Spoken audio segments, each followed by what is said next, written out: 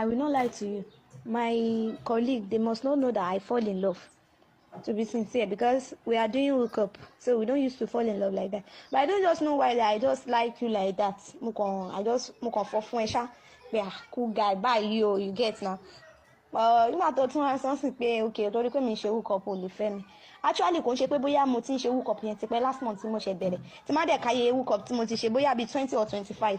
So kò ń ṣe nǹkan tó pọ̀ jù. Ó wà mà ní ṣóyè ẹbẹ yẹn kò náà ṣe pé bóyá kínní at least àwọn tó ń lo dick enlargement tèmi àti wọn ti jọ ní kínní papọ̀ bóyá bíi 5 people ni.